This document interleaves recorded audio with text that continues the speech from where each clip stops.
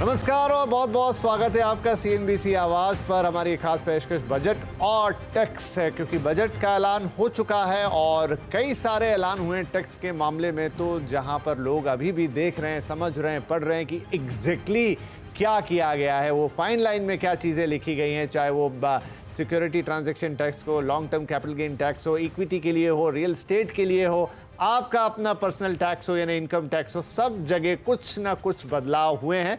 और अगले आधे घंटे में हमारी कोशिश यही होगी कि उन सभी बदलावों के बारे में आपको इन डिटेल, इन डेप्थ बताएं, ताकि आप समझ पाएं कि एग्जैक्टली इस बजट में आपके लिए आया क्या है। तो चलिए अब बातचीत को आगे बढ़ाएंगे। बजट से पहले हमने दो खास मेहमान बुलाए थे और उम्मीदें जताई थी कि क्या इस बजट में हो सकता है, जबकि बजट आ चुका है। वही दो खास मेहमान हमारे साथ एक बार फिर से मौजूद है। स्वागत करते हैं आनंद राठी वेल्थ लिमिटेड के डिप्टी CEO फिरोज अजीज साहब का, जो मेरे साथ स्टूडियो में मौजूद है। Sir welcome back. और साथ में जुड़ रहे हैं KCC ग्रुप के फाउंडर, टैक्स एक्सपर्ट, हमारे टैक्स गुरु शरद कोहली साहब फ्रॉम दिल्ली। सर आपका भी बहुत बहुत स्वागत है। तो चलिए क्विकली एक एक दो लाइन में, पहले तो मैं आप दोनों के कमेंट्स चाहूंगा कि बजट आपको लगा कैसा है। शरद साहब, ओवरऑल बजट 2-3 लाइन में, बहुत लंबा नहीं, फिर हम डिटेल में जाते हैं, कैसा लगा आपको? जी हाँ, ओवरऑल बजट बहुत अच्छा है, ग्रोथ ओरिएंटेड है। भारत की जो ग्रोथ स्टोरी चल रही है उसको आगे बढ़ाता है।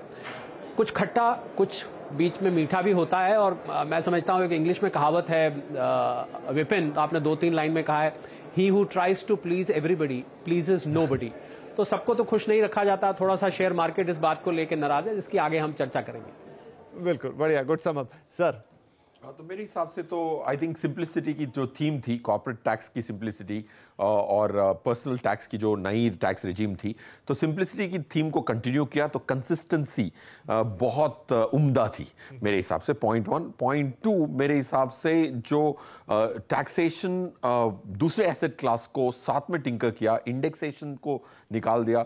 तो ऑफ कोर्स जैसे शरद सर ने कहा, खट्टा मीठा दोनों, I think that's a great description, but consistency of simplicity was the good theme। चलिए, तो दो चीजें आ गई, थोड़ा खट्टा मीठा और साथ में सिंप्लिसिटी, ये दो बातें हैं जो इस बजट को हाईलाइट करेंगी, राइट। चलिए शुरुआत करते हैं एक एक करके। सबसे पहले जो सबसे कॉमन बात, सबसे कॉमन आदमी को इंपैक्ट करती है, वो है उसका इनकम टैक्स।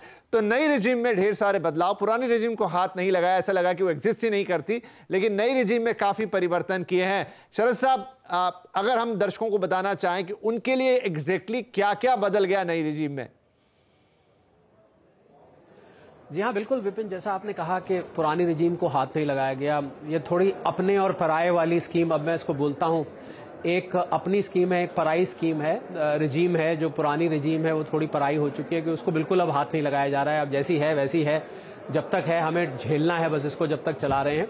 न्यू रिजीम में, जैसा कि हम पहले भी बात कर रहे थे, न्यू रिजीम में चेंजेस किए गए हैं। स्लैब्स जो पहले 3 लाख, 6 लाख, 9 लाख, 12 लाख का था, 5%, 10%, 15%, 20%, तो वो जो थे उसको रीअलाइन किया गया है। 3 लाख से 7 लाख कर दिया गया है, 7 लाख से 10 लाख, 10 से 12, 12 से 15, तो उससे करीब 17,500 रुपए का मैं समझता हूँ जो छोटे टैक्स पेयर्स हैं विपिन, उनको फायदा मिलने वाला है। और इसमें नोट करने वाली बात यह है कि कल एक इंटरेस्टिंग स्टैटिस्टिक्स निकल के आई थी कि जिन लोगों का 10 लाख से कम की इनकम है, वो भले ही रिटर्न फाइल करते हैं या टैक्स देते हैं, उनकी गिनती 86% है टोटल टैक्स पेयर्स, मतलब टोटल रिटर्न फाइलर्स में से।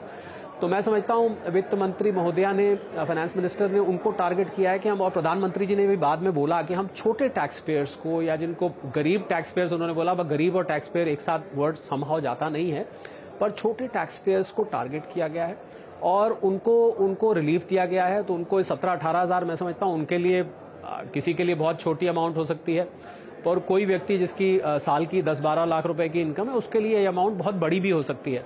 तो जो कंजम्पशन थीम थी कि कंजम्पशन को बढ़ाना चाहिए, उस थीम को आगे रख के रिलीफ दिया गया है। और आपको याद होगा, हम पहले बात कर रहे थे कि महंगाई ने, जो खासकर जो गरीब आदमी है और लोअर मिडिल क्लास है, उसको, मिडिल क्लास को भी महंगाई ने परेशान किया हुआ है। और स्टैंडर्ड डिडक्शन को आपको याद होगा, हम बात कर रहे थे कि इसको महंगाई से लिंक कर दिया जाना चाहिए। तो वही कुछ ऐसा होता हुआ दिखाई दिया। मुझे खुशी है कि मैंने जो प्रेडिक्शन की थी और एंटिसिपेट किया था, वो बातें होती हुई नजर आई। स्टैंडर्ड डिडक्शन को 50,000 से बढ़ा के 75,000 रुपए कर दिया गया है न्यू रेजीम में खाली। अब आपको अपनी पढ़ाई मैंने क्यों कहा आपको समझ आ रहा होगा।